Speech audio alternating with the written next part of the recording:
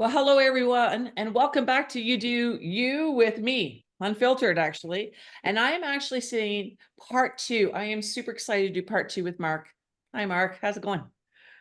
Hi, how are you? Oh, this is going to be such a great series. After the last part one, I left and went, oh my God.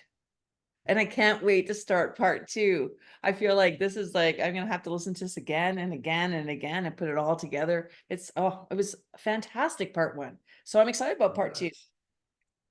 Yeah, part two.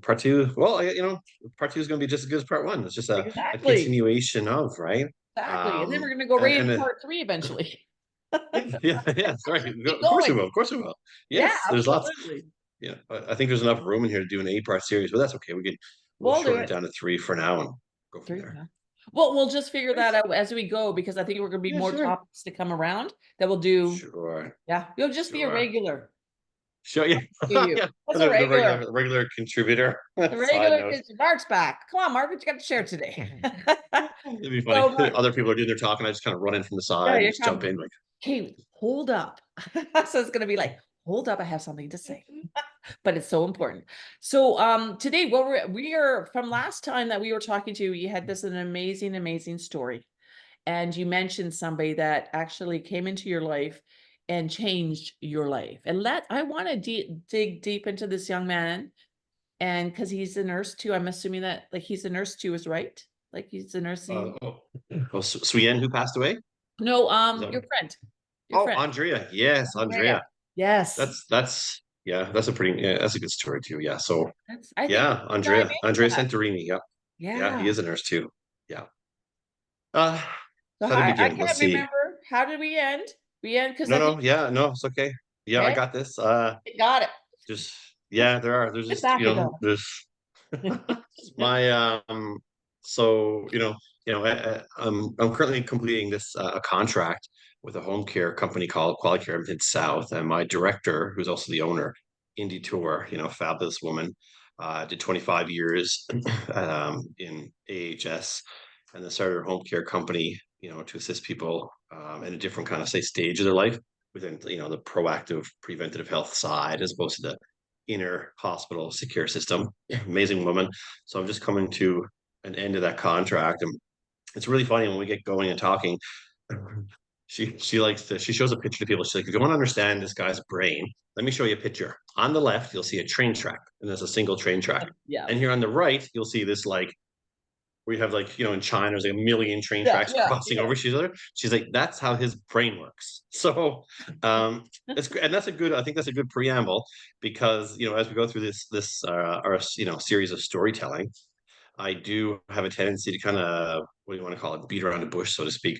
Inevitably I come back, Yeah. but there's always a story to a story, Absolutely. Because the and these things story ends. evolve. I Yeah, believe oh, for the sure. story ends. So Yes, the and then story like we kind of recapping the last talk, I was I wanted to preempt that talk by letting people know that, these conversations, they're unfiltered and they're raw and they're real, they're deep, they're honest, but mostly, our talks are authentic. These ends. aren't scripted talks. Nope. We have a few topics and we just roll and we keep And we chatting, and they're that's the magic, right? Um, that's creating yes. creating creation. We're creating, and Is that's it what I is want. creation. It And is. We are creating. that's what you're giving me. And I'm like, okay, I'm ready. Yes. So Yeah, I'll this is a really big piece here. So I'll segue from our last series absolutely. in terms of discussing this part. So, if someone said to me today, how do you describe yourself today? There's many ways to do that, but one simple way, literally in very modern terminology, I'd say I'm a positive vibes influencer. I'm solutions focused. I don't see problems. I just see opportunities for growth, collaboration, innovation, empathy, compassion, leadership and mentorship. And that's how I think healthcare should be. That being said, so if I rewind 13 years ago for me, for most of us, whether, in the past, present, or future, a lot of us, we have, we will all have, I think, or we all have had that one moment that sort of defines us and or really, really has an impact on our trajectory. Mhm. So for me, when I refer back to, my fiance, Suyen Lam, right? Very gifted, wonderful, phenomenal soul.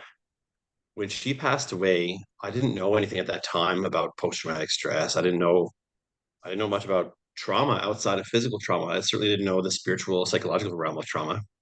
And I learned the hard way. And that was very, to say painful would be a gross understatement. I didn't know, what was happening when I was having flashbacks. I didn't know what was happening when I was having nightmares. I didn't know what was happening when I was trying to avoid everything and anything around her. I didn't know what was happening when I was, experiencing what they call hypervigilance, or being very, very aware of your surroundings. And today, today through that really long, very difficult journey, when you get to the other side, we call it post-traumatic growth, Mm, or the sort of the gifts that come, or the irony, right? That paradox of life, right? The gifts that come from trauma. That's called post-traumatic growth. So what was once like hyper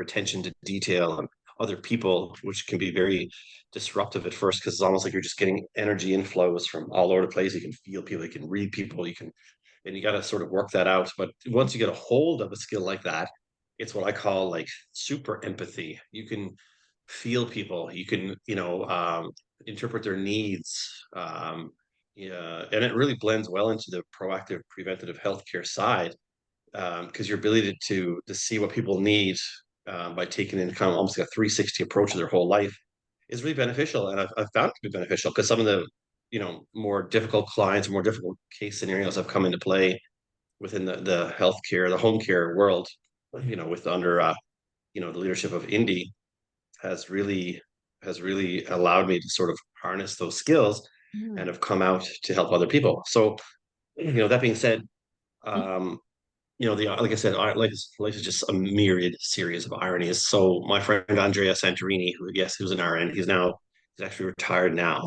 but within a 2 year span, or even less than that, probably less than that, maybe within a year, I had traveled, like I said in the last series episode. I went to, he went he's Italian. Family is, familia is yeah, everything. yes. Uh, and he had lost both of his parents in a short period of time, and he was devastated. So I said, look, it's okay. I'll come with you to Italy. And I did. And I traveled to Italy with him to scatter his parents' ashes, to be, a support. Little did I know, about a year later, that he would be in Thailand with me, dispersing most of Suyen's, say, bones back into the ocean in Koh Samui, Thailand. Uh, I mean, the impact of that obviously is that it created my bond with him to be beyond the concept of family, beyond the concept of friend. It's Right. unbreakable. It's unshakable. I mean, I'll, see to him and his own family's life for forever in any way, shape, or, anything that that gentleman, and his partner Rafaela could ever possibly need or dream of. Right. They know I'm here, right? Yeah, So that is absolutely. that one. And what is the moment? And that's not even the moment that defines this scenario. The moment is, December 21st, December 25th, 5th, sorry, Christmas Day.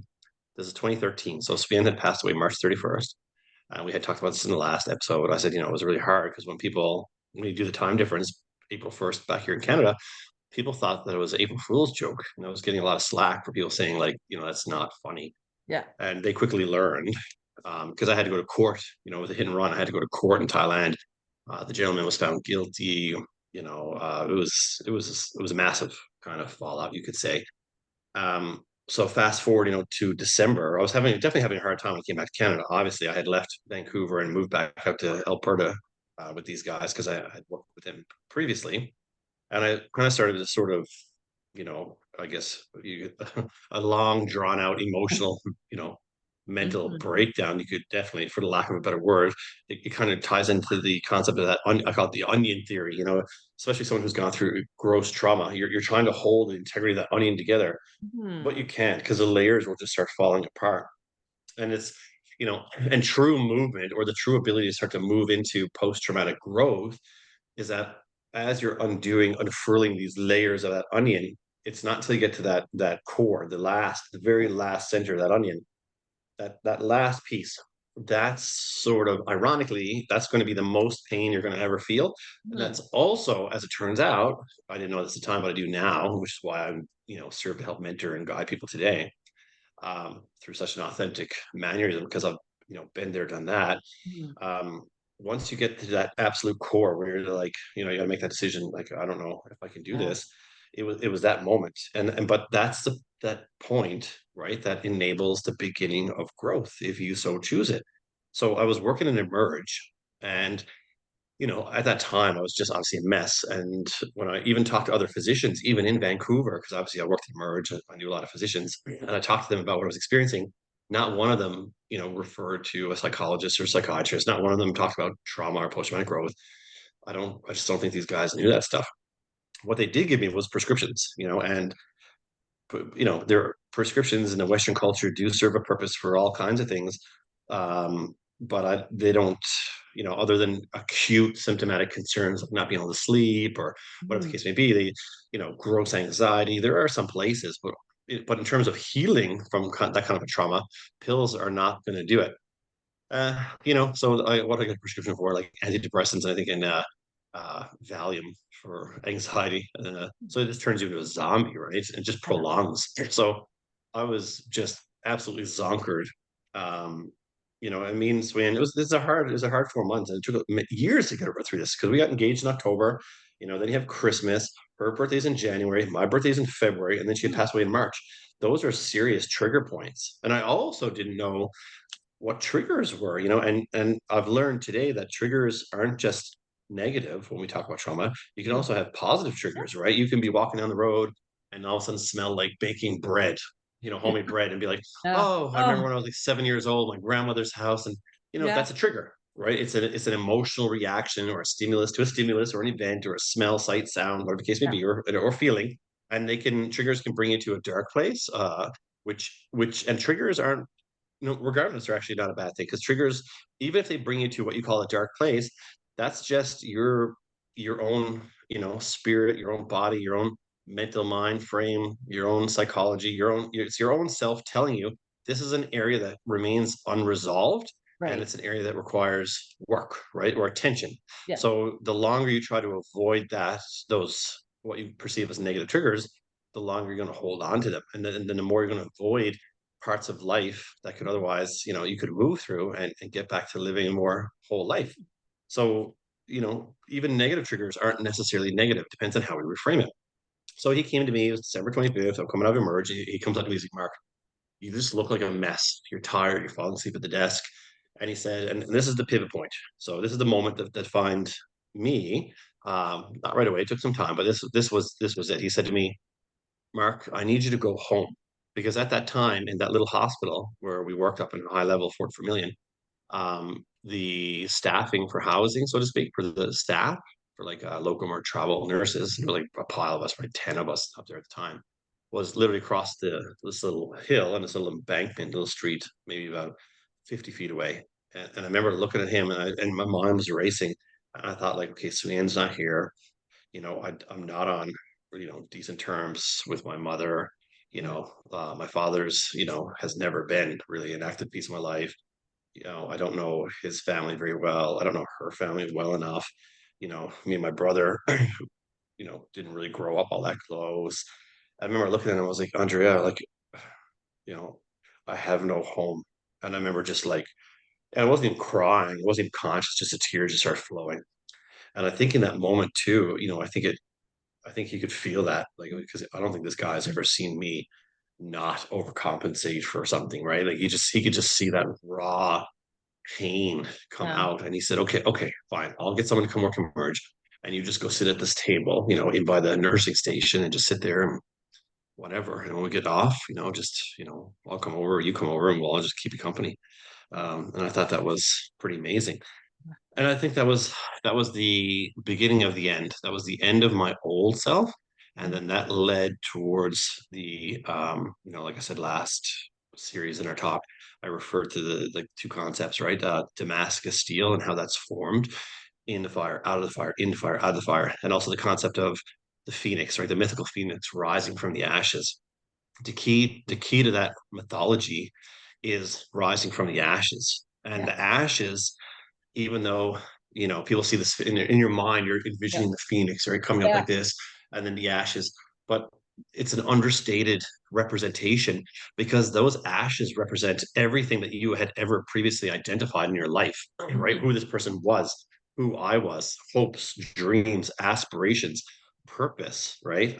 Vision, home, family, sense of self-worth, Yeah. identity, esteem, everything.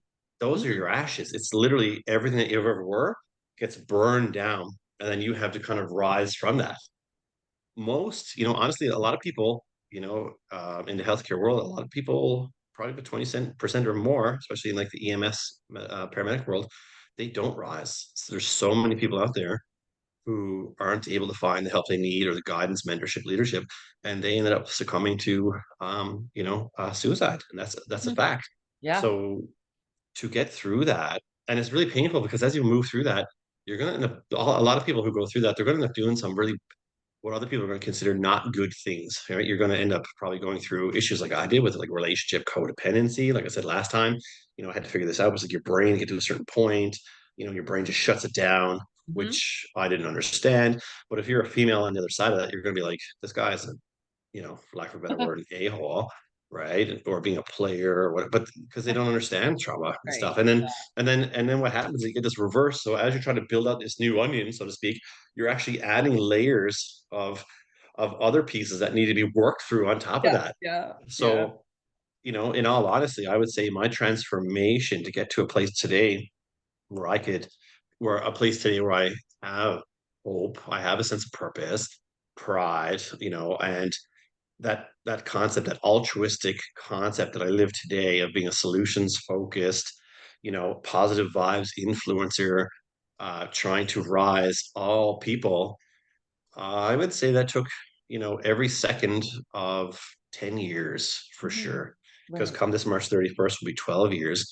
And I would say for maybe 6 or 7 years, every day was almost a battle to not want to keep joining her, Right.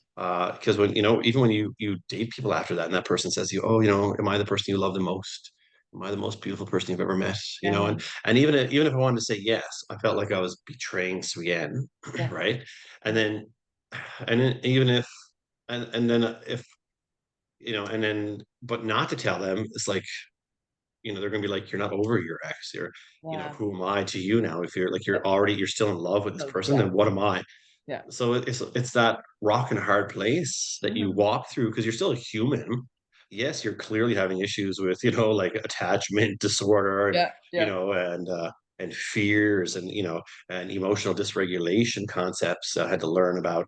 And then you're, but you're human, Yeah. right? You're a Yeah. community-based human. You want to feel love, be loved, express love, but Mhm. there's a block, right? Yeah. And for this particular trauma, that block happened to be injected from experiencing the most painful thing in the world, which is associated with the most love I've ever felt in my world. Yeah. Absolutely. So, 10 years, it took 10 years to move through that, and even, being able to open that up for anyone who's ever been through there or is losing someone or has lost someone, they could watch that and be like, yeah, God, I feel for that guy. I totally get it. And other people might be like, I have no idea what he was talking about. I would say to those people, I'd be like, don't worry about it. Your time will come. It Yeah. will come. It will. The Yeah. time will come, Yeah. and if Absolutely. I was 35 when it happened to me. But whether you're married or not, someone who'd be like, oh, I would never go through that. I would never experience that. I'm like, we'll see. You have no idea how you're going Yeah. to respond until that You time can't comes. predict. You can't predict. No, no. And I Not would say to knowing that now. person, no matter what, I would say to them, and even no matter what you think of, listening to me or my telling my story, the concepts remain the same. We have evolved this long because we share our stories. Mhm. And the more diversity that we face, we move through in life, you know, um, we call that wisdom, right? Yeah. We those are the people that we want to go to and say, hey, you've successfully transitioned through this point in life. I can't even imagine the ashes that Yeah. that You are know. at the bottom. That concept of a phoenix. I can't even imagine the totality of the experiences that you've had. However, you have a story to tell. Can you help me? And I literally have had individuals come back to me even a couple of weeks ago. I've had even students come back to me and say, hey, I just want to let you know, when you were working at the Royal Alec, some of your stories and how much support you gave and how good you were with students, that changed my life. And I'm applying to nursing school. I just got in, but I wanted to write you and let you know that you were a big part of my motivation to even go for it. You know, Nice. and yeah, and Fills your cup. that's the rule. And it Yeah, fills that cup. Wow. that fills your cup, right? Because you can't pour from an empty cup, but No, that's right. that is, that's That's your amazing. cup. That's your cup. Yeah, and even that little, that little Christian piece that comes out, 1 Corinthians 16, 17 is like love, right? Life is all about it's all about love. Yeah. Travel with love, work with love, exude love. Um, and within love, you will see purity and you'll see solutions, and you Yeah. won't see the negativities, right? Because there's just Right. too many things to focus on. So in this life, focus on love. Yeah. So, it's from there that, will lead us into our conversation, because that's a lot of background, right? And then, if you have that much background, it's only obvious that you're going to have a whole lot of things. So I say my fingers are in a lot of pies, and they Yeah. are, because unlike some people, I've dedicated my life to helping other people. So when I say my fingers are in a lot of proverbial pies, I think that's probably a bit of an understatement. Um, you know, I but think even it's an doing so, understatement. I, yeah. Well, but either way, you can't do it alone, right? There's right. still no Absolutely. alone, right? Yeah. So all the things that I'm involved in today, um, there's other people there. So, Yeah. To help. whether I'm directly helping them or come alongside of them or partnering with them or leading the way, Yeah. propping them up, this is collaboration in the 21st century. This is how I see it, Community, go and back it's to the roots. community. It's total Yeah, community too, as well. Because you got to it's have, community.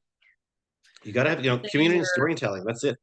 yeah, what's that saying where your village raises, that It saying? takes a village. It It, takes a village, it takes a village. and it does, It right? does. It Yeah. does. So I'll let me share a little bit about what I'm into today. Okay, please do.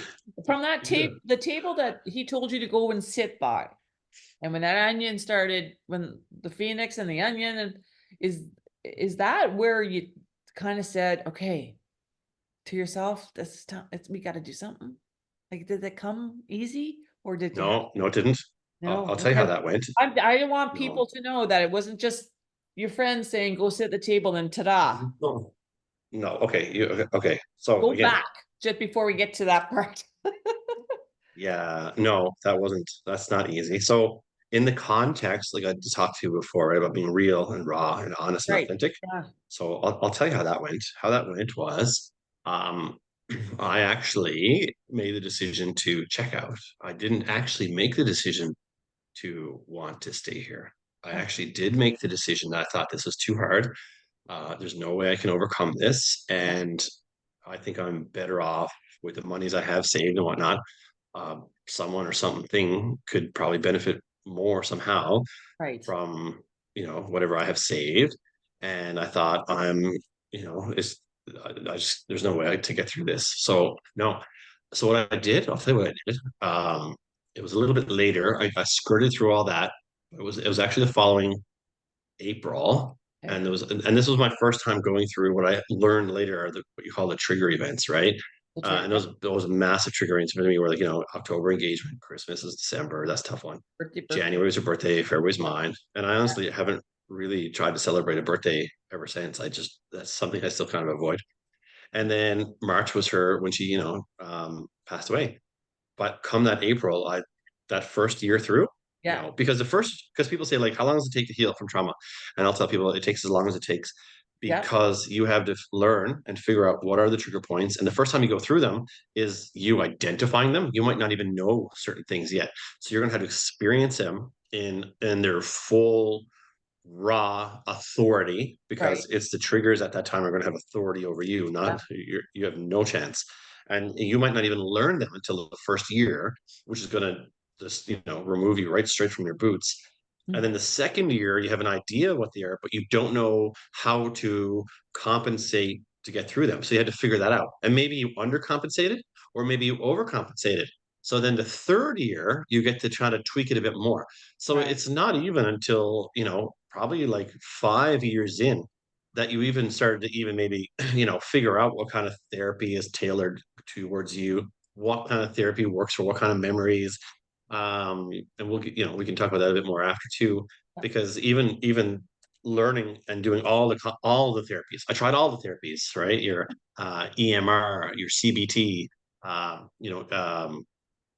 your different emotional regulatory therapies, group therapies, Yeah. somatic therapies. I did them all, and they all have a place for sure, but it wasn't until I started traveling quite literally to the four corners of the world, I call it, and discovering what other cultures and how they look at concepts around depression and love and Yeah. loss and trauma that I really started piecing together. So, the story, no, my story is, to get where I am today is very different. That was a 10 years of what I would call hell. So like I say, when you talk about that phoenix, the, the ashes that phoenix rises from, those ashes represent a person's previous life. Yeah. And if you were to think to yourself today, if I just picked you up and plopped you in the middle of some other world, completely removed from your sense of purpose, home, self, identity, everything, and just removed everything from your family, that's a hell of a journey to understand. Right. The only, I had a story one time. I was at the U of A, and this woman, she had woke up in the trauma room, and she had been unconscious, and she woke up and she was told by one of the staff, by the way, you survived a house story, but you're the only one who survived. Your grandparents, your husband, your children, your pets, and everything in the house is gone. Wow. And the scream that woman let out is a beyond visceral, beyond somatic. It's the scream of like, of just a different dimension. And I understood that scream because I heard it, and I was like, yeah, I know where she is, because Yeah.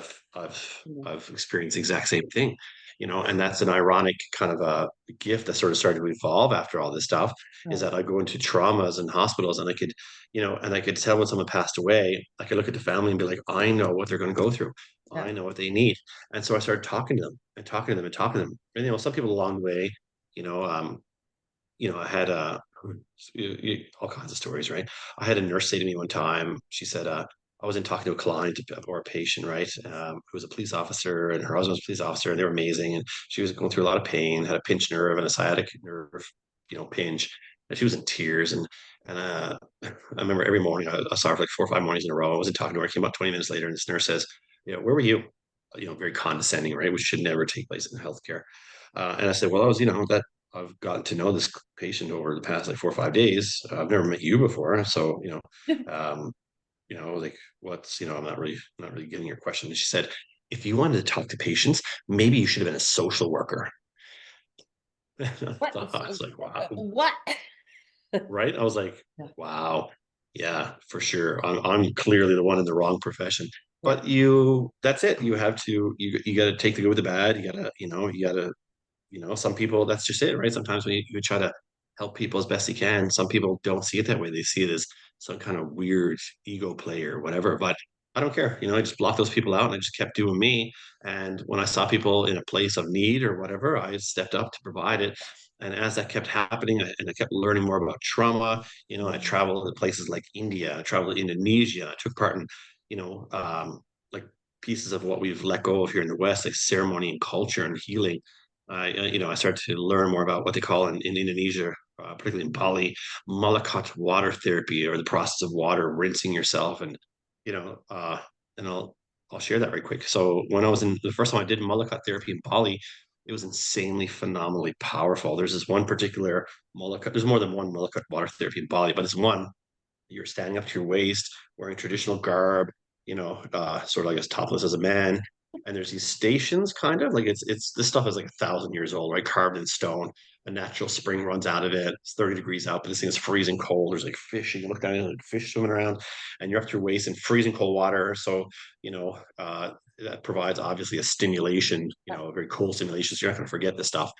And then the way it works is that you kind of cleanse your face 3 times, you drink from the water 3 times, and you wash it over your hair 3 times, for the concept of cleansing. And then at the first station, you kind of talk about like what do you appreciate? So you kind of pray, kind of like praying, but you're like talking about discussing, okay, what do I appreciate in life? And you kind of go through it.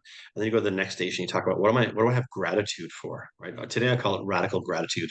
Wake up during the daytime and find something to be grateful for. That you can walk, you can talk, you're healthy, you go to the Yeah. gym, you have options, choices, income. There's always things, but applying it consciously is what we call radical gratitude. Just like collaborating with others and doing it purposely to rise everyone's called radical collaboration, which I'll talk about later too. And then but you talk about what you're grateful for. And then the next one is, um, and then it gets into if there's people on the other side, so to speak, who've already like say transcended this life, this is your opportunity to talk to them. And then to know, oh my, the tears just start flowing. Yeah. And you're not crying. It's way past crying. It's just flow, free flow. And then the next one is like saying sorry to everyone you've ever hurt. And then the next one is accepting forgiveness from everyone who's ever hurt you, whether they've apologized or not. And the next station is like the station where you just sort of reflect on those other previous stations. When you come Wow. out of there, like, and that, like, Mullicut water therapy is literally the concept of water washing through you. When you walk out of there, like it's like you're half exhausted, but yet you're like feeling renewed at the same time because you've just Lighter kind of would got be into the like deeper, almost like a lighter yeah, lightness. oh, for sure, for Yeah. sure. Like a deeper understanding of yourself Yeah. through gratitude, through speaking out loud. Because a lot of people, ask people, ask anyone run of a day, did you today sit down and think to yourself, what do I appreciate in life today? And what am I grateful for? Yeah. Who could I apologize to? And who could I accept forgiveness for? Yeah. Most people, no. No. 99.9% of They have people to don't. they They have to just think get a up and long go. time for They an answer. do. They do. But when you make that an active part of your day, Yes. it Yeah. changes you, right? So from Absolutely. going from 20 early 2014 in April and literally, going back to where I was staying, literally attempting suicide, um, having another nurse find me, call the ambulance, and be medevaced to a hospital where I spent days in the hospital and recovered from that. And it was there in April of 2014, a year to the day of Sweden's passing. That's when I was, say, diagnosed, at least it gives you something to work with post-traumatic stress disorder. And then that became a battle for the next 10 years to wrap my head around and Right. understand all the things about trauma, all the things about triggers, positives and negatives. And then once it started to flow, once, like, again, you get to that onion, the core of the onion, and then you kind of rebuild it, screw up a little Yeah. bit, and you tear it away. But once you get a hold of that, and it takes a long Yeah. time, but once you get a hold of it and it starts to build out, that is like a power, through passion and purpose that is probably 10 times stronger than what I came from. Ergo, concept of the phoenix again, that is so powerful and so authentic that, you know, it's like a superpower. Yeah. Honestly, post-traumatic growth is like a superpower. I don't believe for a second there's not one person I could just randomly walk up to in a mall and start chatting with, and they would not walk away from that going, damn, that guy can see things that, like, oh, I didn't even see, and not think it was weird or not think it was Yeah. strange. The ability to prop people up, to manifest positivity. Yeah. People just get lost in their, I call it your programming, your default programming, race, Yeah. religion, and culture. And then we get lost in all that. We get lost in the giant propaganda machine that is life.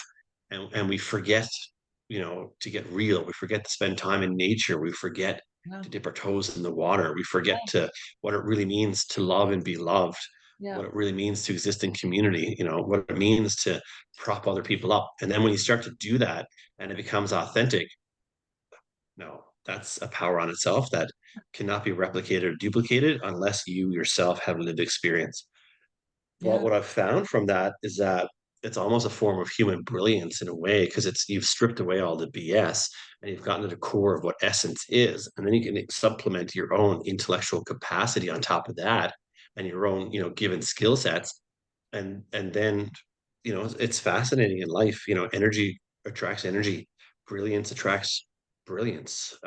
You start reaching out to some of these people who want to see a difference, um, and they'll take it on and they'll welcome it. And if you're talking to the right people, you'll already know, because I've already learned from years past what I feel is to be trusted. And those people that I know can get it, I just stay away. But the people that Yeah. I know who can get it, then I'll reach out to and I'll form. If there's no bridge, I'll build it.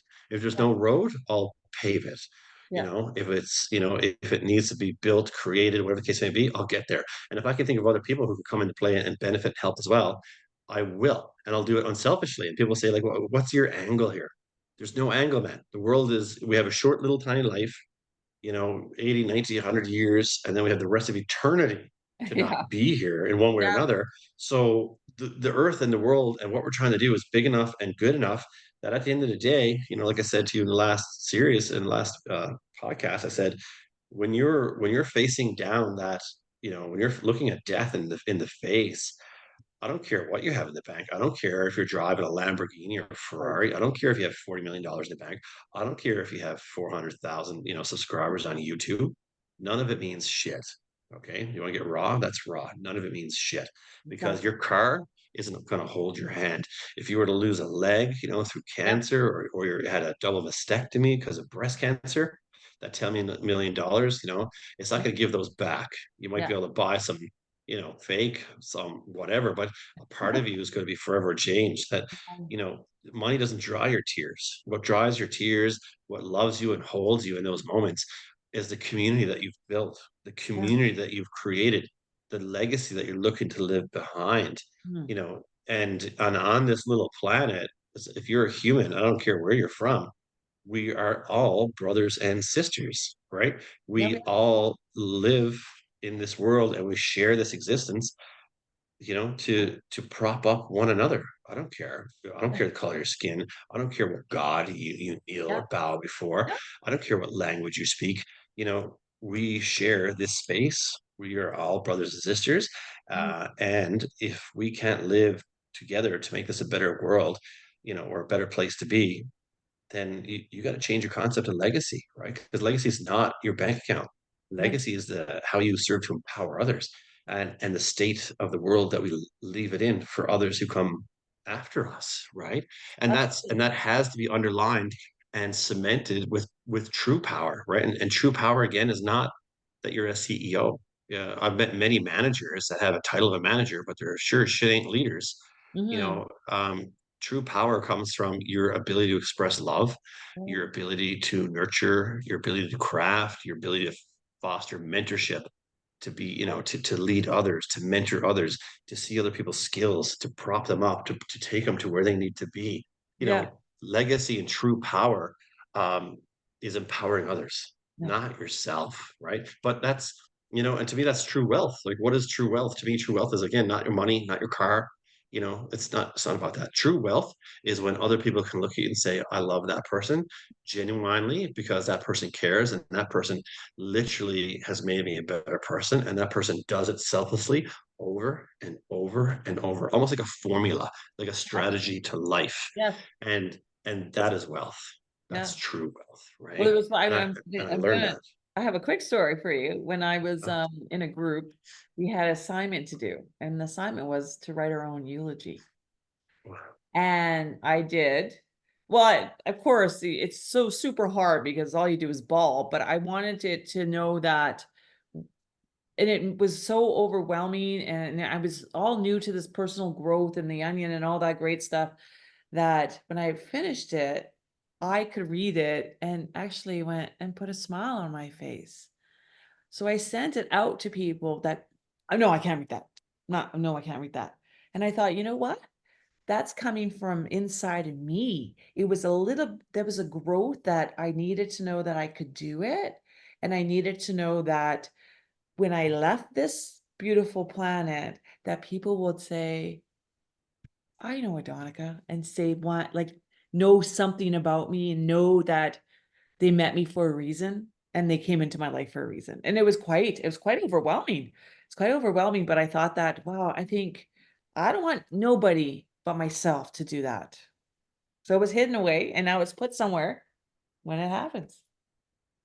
But so what we call that's called transformational empowerment of self and other. Oh, And yeah, yeah. yeah. And that's most people don't do that, don't practice that, don't think about it, but it's transformational empowerment. You're thinking about the transformation of yourself, Yeah. of space, time, and reality. Yeah. And they're using it to empower yourself and others to provide that viewpoint and Yeah. enable them posit from through a, Yeah. ironically, right, this how Yes. I want to see it, sad to happy moment, to get them to think in ways that are different to empower themselves. Transformational empowerment. And more people should do it. That's actually a hell of an exercise. And I'm actually going to write that down.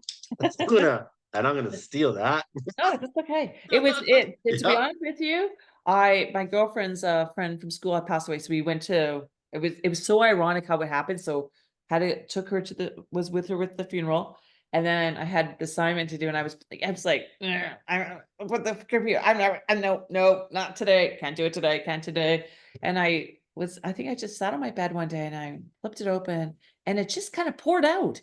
It just poured, and I was like, okay, well, this is good. Tears are coming down my eyes. My kid is like 12. He walks in and he's, what's wrong, mom? Nothing, nothing. And I'm just typing away, but it was so overwhelming and so not a relief, but I don't know what the word is, but it was kind of, ah, you know, it just felt good. It felt so, Yeah. so I don't know. It was just, I still have it. So yeah. It's like it's similar to the that concept of the Mullica therapy, right? Yes. It's Yes. not unlike that. Part of the, because there's 5 steps. One of the steps is that transformation. That's beautiful. I love that. Love It that. is beautiful. Yeah, And yeah, no, yeah, yeah. it is beautiful. Yeah, you can steal You it. know. I don't mind. Yeah, no, I am. It's already mentally been stolen. It's up there. Um, and like I said, along the way, finding and meeting other people, Yeah, especially in healthcare, because that's kind of my jam, obviously. yeah, And what not better way to express and experience this life path. But yeah, there are other individuals along the way who I've met who are also fantastic, yeah, and they are worth a shout out. And it's not even just a shout out because I'm actually involved one way or another with these yeah, people. So again, let's go back to those proverbial pies and fingers concept. After Savannah passed away, there was an unfortunate, like I'll tell people, and they'll understand people if they know this. If you experience a trauma or the loss of an individual in your life, if you have a family and you have little cracks or crevices in that family dynamic, after the traumatic loss of someone, those cracks or crevices will turn into canyons. yeah, Before Savannah passed away, me and her were basically the glue. We organized Thanksgiving dinners. We organized Christmas. We organized travel. And after she passed away, you know, and I just assumed people would pick it up. They didn't. So yeah, today, like I don't talk to my family and I don't talk to her family. The fallout, I think, for not just them to me or me to them, it was just too great, too hard, too painful. The change is too great. And whatever little cracks or crevices were there did not turn into sources of comfort. They turn into canyons. And let's see what happens. Life is not over yet. Will they repair? I don't know. Who knows? But we can't make all the decisions ourselves. But I also had to reframe the concept of family after that. And then, people I work with or people I mentor, people I help to be like a leader to, hmm, friends like Andrea, right?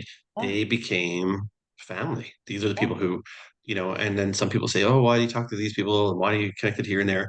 I'm like, because you leave work today and you call your sister, brother, cousin, aunt, uncle, mom, father. yeah, I don't. When yeah, I leave at home at the end of the day, I go home and I call my friends in Bali, or I yeah. talk to my friends from Vietnam or Right. China or Taiwan, Korea, wherever I've lived along the way. And those people, those are my family. Or here, from Newfoundland, where I grew up, or here in Mhm, Alberta, mhm. that's my family. And I would, like I tell anyone, I will proverbially and literally, figuratively take a bullet for the people I care about. I would, Yeah, you know. absolutely. Um, and this started with, unfortunately, with that crack crevice canyon, it led to a protracted legal sort of fallout with Svian's mom, who she was estranged from, who was Yeah, never really a big, strong, healthy part of her life. Svian being the oldest in the family, she kind of let it. But I didn't realize if you're overseas and you're with someone, they pass away, the death certificate will go to the person listed on the yeah, passport, yeah. which was her mother. And her mother wouldn't give it to me so I could close out all of her accounts. And her concept when I came back from Thailand, she's like, two questions. She's like, one, I'll take over from now. Give me all of her accounts, which I was like, not a snowball's chance in hell because I know how it's going to go. And she said, two, how come you didn't die? which I just was Oh, crushing. I'm like, I don't know. I just said, I don't know, Val. I'm not sure why I didn't die. What do you want me to say? I'm sure there's a reason I didn't. And as it turns out, it's a hell of a good thing that I didn't, because what I've been able to do, through the energy and love of Suyen, and through mm, not, that gentleman not having, ran over both of us.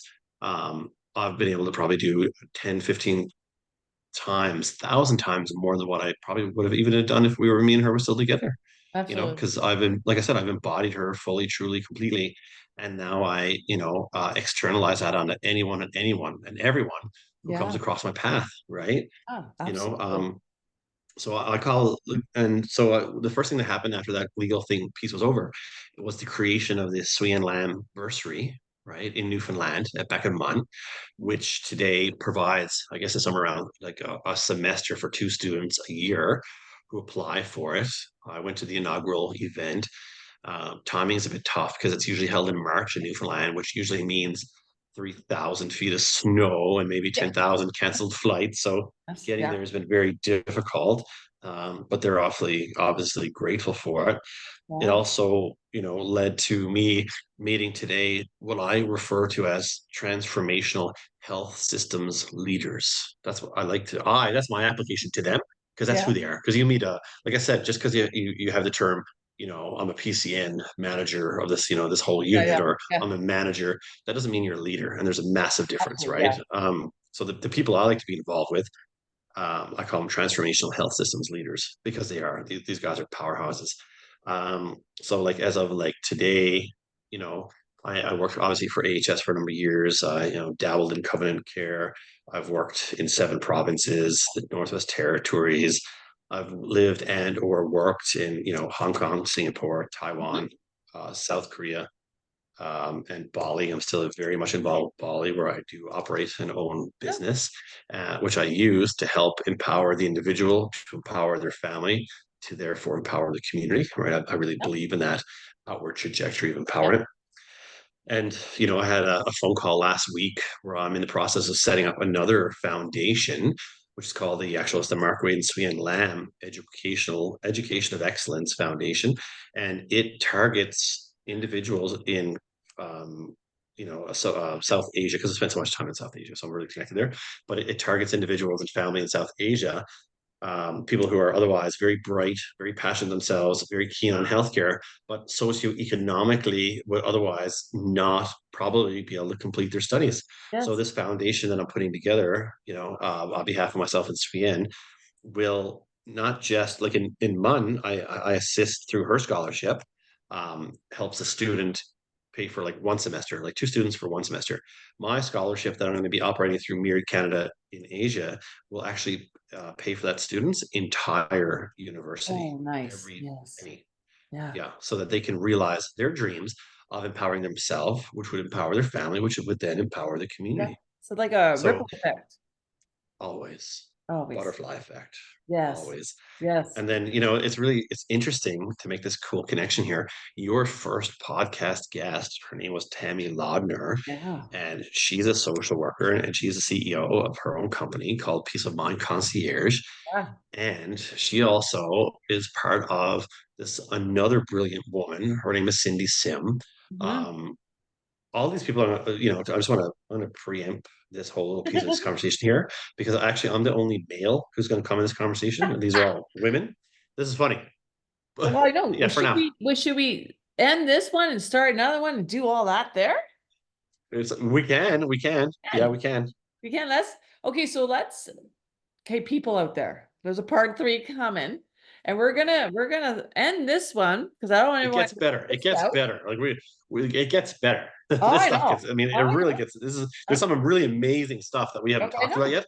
And I mean, some really, really cool Amazing. Yeah, stuff here. So absolutely.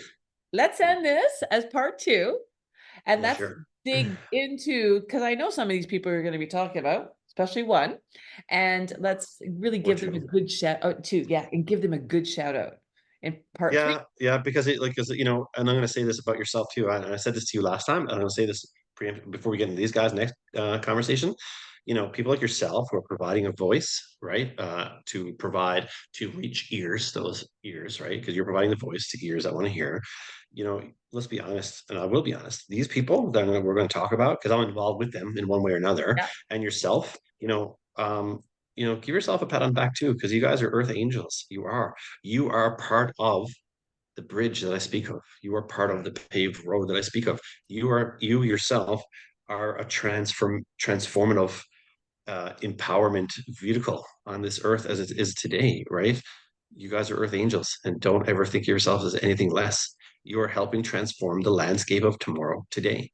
And Nice. I don't care. That's a big deal. So, Adonica, I'm going to tell you now, you get a pat on the back and a pat on the back every day. And as you come up with good ideas, I'm going to steal them all, and then we'll share other topics. Okay.